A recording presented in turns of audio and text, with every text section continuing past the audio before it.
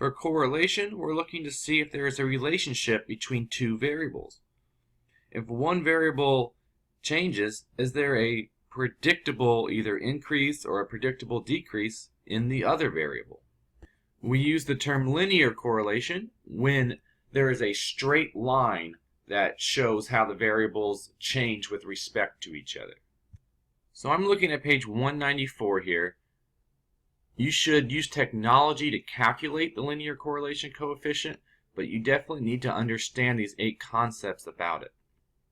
And the linear correlation coefficient is a measure of the strength and the direction, so direction either positive sloping upward or negative sloping downward.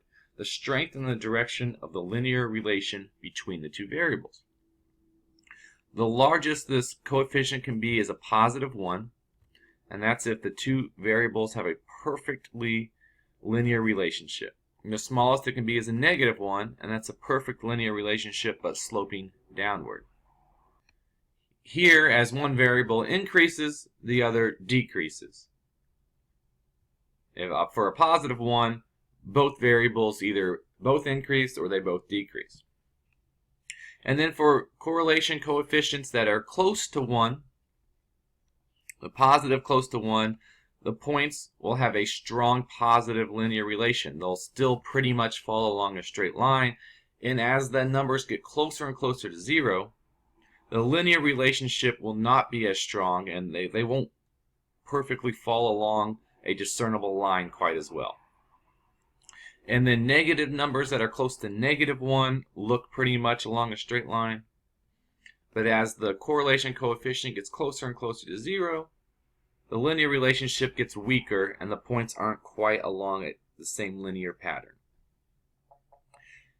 And if the correlation coefficient is really close to 0, there's a couple of situations. It could be that there's no discernible pattern at all, so definitely not a linear relationship. Or there could be a discernible pattern, but it's not linear.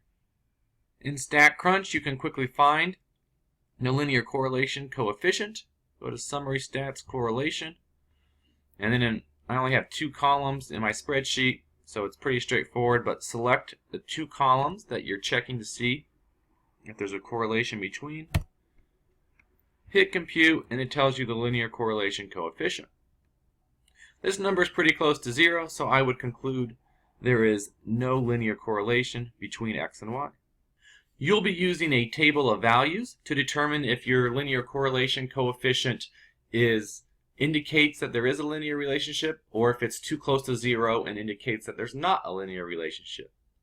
The table is in the back of the book, but it's also in StatCrunch. You can pull it up by clicking on the link.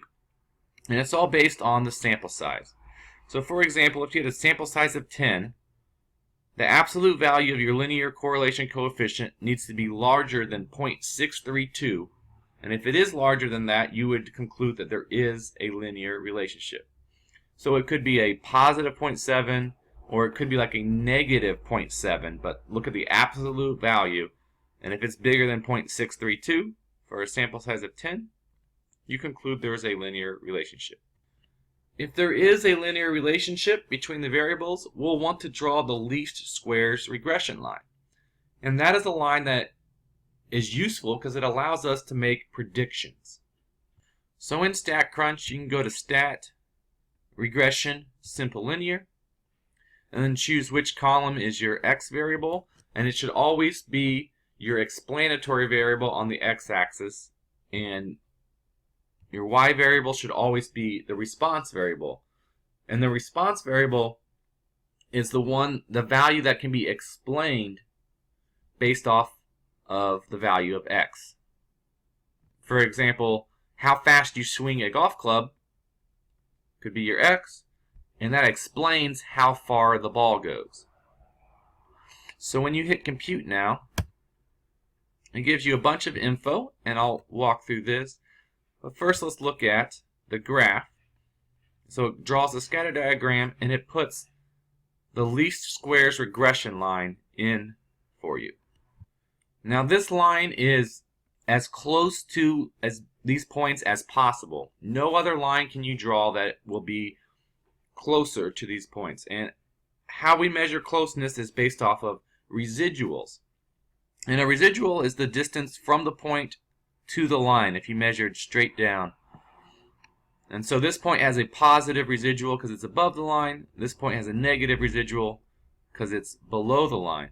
But if you measured all these residuals, measured how long they are, squared them all, so they're all positive numbers, added them together, this line would have the smallest answer for that. The residuals would be the smallest than any other line you could possibly draw.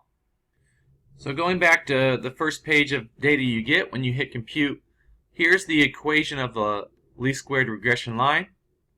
And you need that equation. This is what you use to make predictions.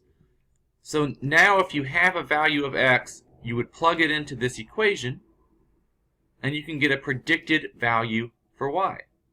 This page also shows you the correlation coefficient, and that value squared, which is called the coefficient of determination. And then it also gives you the sum of the squared residuals, SS, sum of the squared, and that's right here in the error row, sum of the squared residuals. And remember, that's just all the residuals, how far the points are from the line, square those values, and sum them up. And that's the sum of the squared residuals. It also shows us the slope and the intercept of our least squared regression line, but those are the same values that you get up here. This is a line in y equals mx plus b form, where m, the slope, is the number multiplied by x, and b, the intercept, is the number off by itself, not next to x. When interpreting any slope, keep in mind that slope always measures that if there's a 1 unit change in your x variable, the slope measures how much does your y variable change. So this example, I really didn't talk about what x and y were, but if x goes up by 1, y will go up by 1.952381. For every 1 unit change in x, y goes up by the slope.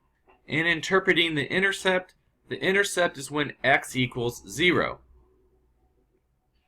Sometimes that makes sense. You can say, okay, if x was 0, then this is what y would be. But sometimes that's outside the scope of reality. If you're thinking of, if x is how fast you swing a golf club, and y is how far the golf ball goes, x being 0 would mean you swing the golf club at 0 miles per hour, which that's not even a swing. It's not even moving. So in some situations, x being 0 doesn't make sense, so the intercept should just be ignored. It's outside the scope of what actually makes sense. And in general, you use your least squares regression line to make predictions. You plug in values for x and get back predicted values for y. But you want to make sure you stay within the scope of your data. So going back to golf swings again, if you recorded a bunch of data and the swings you recorded ranged anywhere from 50 miles per hour all the way up to 100 miles per hour, you only want to plug in x values between 50 and 100 to make a prediction about how far the ball will go. You wouldn't want to plug in a value like 175 or 25, somewhere outside the scope.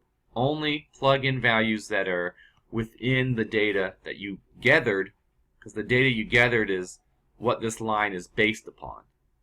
And the last thing I want to show in StatCrunch is how to graph residuals. So regression, simple linear. And just, if you want to see the plot of the residuals, you need to make sure you've selected the residual index plot. If you hold control down, you can get both plots. So see how it says 1 of 3? You get your least squared regression line, but now there's also a third page where you have the residual plot. And you use this residual plot to pretty much double check that the two variables really are linearly related. 3 things you would look for. 1 is outliers. 2 would be a discernible pattern.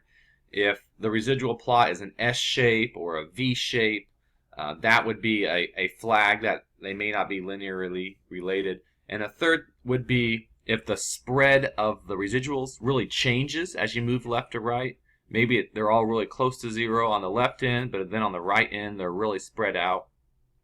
That would be another indicator that the two variables may not be linearly related. I want to end this video emphasizing a really important fact that correlation is not the same as causation. Just because two variables end up being correlated, you can't conclude that one is actually causing the other to change. And here's an example. When ice cream sales go up, electric bills also go up. When ice cream sales go down, electric bills go down. There's a correlation. But ice cream sales is not the cause of the change in the electric bill. The cause is a lurking variable, another factor, the air temperature.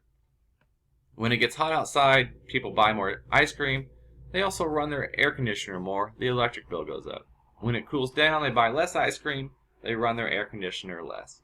So don't ever confuse correlation with causation. That being said, don't think that these two things never overlap. Sometimes correlation and causation are both taking place, like with the golf swing example I've alluded to several times. The faster you swing a golf club really is one of the causes for how far the golf ball will go.